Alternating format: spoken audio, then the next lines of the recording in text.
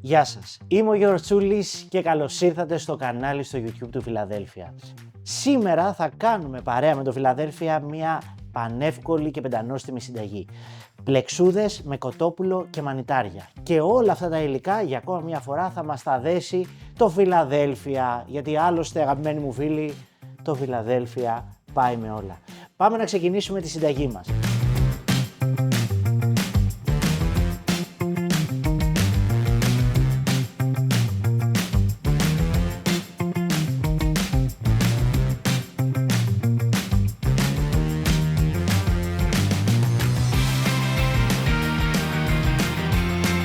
Έχουμε πάρει κοτόπουλο, στήθος και το έχουμε κόψει στη μέση.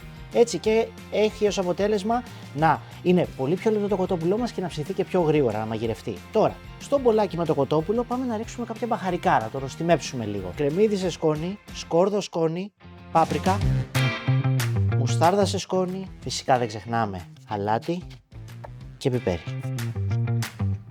Ελαιόλαδο και ανακατεύουμε. Εντάξει, τώρα, άμα δεν έχετε όλα αυτά τα μπαχαρικά, βάλτε μόνο αλάτι και πιπέρι, έτσι. Δεν χάθηκε ο κόσμος. Η μοσχοβολάει, έχει ξεκινήσει και μυρίζει πολύ ωραία. Το αποτέλεσμα που θέλουμε να πάρουμε είναι αυτό εδώ πέρα. Να κοκκινήσει το κοτόπουλο παντού, όπως βλέπουμε. Δίπλα έχω ζεστάνει το τηγανάκι μου. Θα βάλω λίγο ελαιόλαδο, ελάχιστο, και πάμε να δώσουμε καλό χρώμα στο κοτόπουλό μας. Το κοτόπουλο πήρε ένα πολύ ωραίο χρωματάκι και τώρα στο ίδιο τηγάνι και χωρίς να το καθαρίσουμε καθόλου πάμε να ρίξουμε τα μανιτάρια μας που τα έχουμε κόψει στα 4. Το μυστικό, παιδιά, για να έχουμε νόστιμα ψητά μανιτάρια είναι το τηγάνι μας να είναι πολύ καυτό και να μην ανακατεύουμε πολύ τα μανιτάρια μας. Αλάτι δεν θα βάλουμε από τώρα, γιατί το αλάτι τι κάνει στα μανιτάρια, βγάζει όλη του την υγρασία.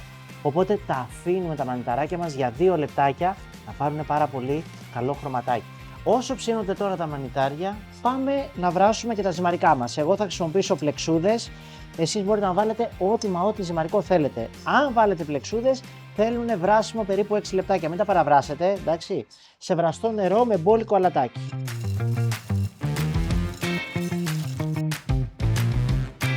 Πάμε τώρα να ανακατέψουμε λίγο τα μανιταράκια μας. Κοιτάξτε εδώ, τι ωραίο χρωματάκι ξεκινάνε και παίρνουνε. Αυτό θέλουμε. Ψητά μανιτάρια, ωραία. Λίγο ελαιόλαδο θα συμπληρώσω. Και τώρα είναι η στιγμή που θα βάλουμε αλάτι και πιπέρι, αφού πάρουνε δηλαδή χρώμα. Ανακατεύουμε. Σαν να τα ψήσαμε στα κάρβουνα.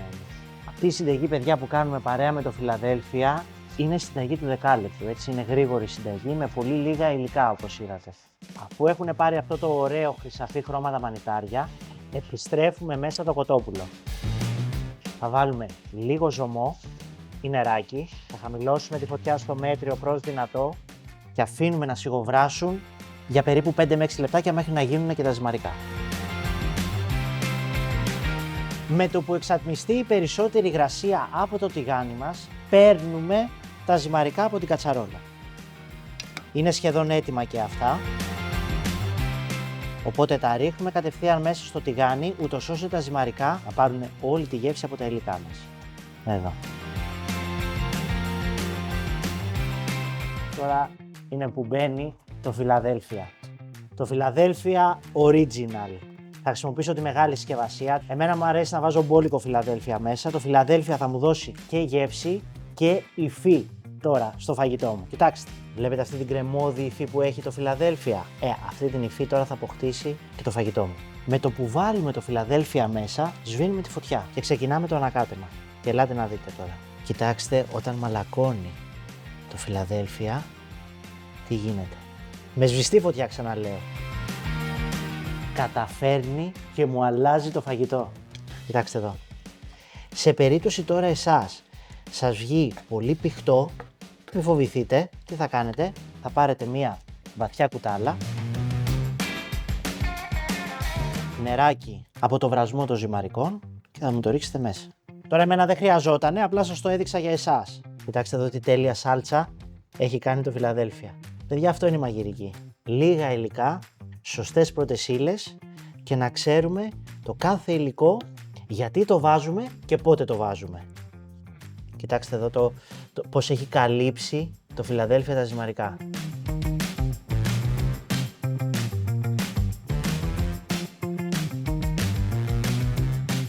Και ελαφρύ, έτσι. Και αν θέλετε, μπορείτε στο τέλος να ψιλοκόψετε και λίγο μαϊντανό. Δίνει και ένα ωραίο χρώμα στο φαγητό μας. Και λίγο φρέσκο πιπέρι. Και οι πλεξούδες με κοτόπουλο, Φιλαδέλφια και μανιτάρια είναι πανέτοιμες. Τι λέτε, πάμε να δοκιμάσουμε.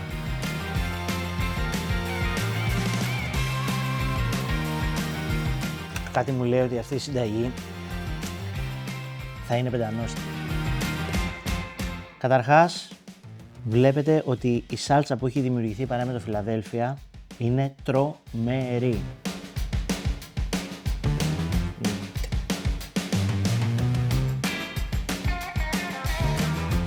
Ανάλαφρο, πεντανόστιμο, κρεμώδες. Αυτές είναι οι τρεις λέξεις που χαρακτηρίζουν αυτό το φαγητό. Παρέα με το Φιλαδέλφια, για ακόμη μια φορά κάναμε μια πεντανόστιμη συνταγή και αποδείξαμε ότι το Φιλαδέλφια πάει με όλα. Θα τα πούμε σε ένα επόμενο βίντεο εδώ στο κανάλι στο YouTube του Φιλαδέλφια. Να είστε όλοι καλά.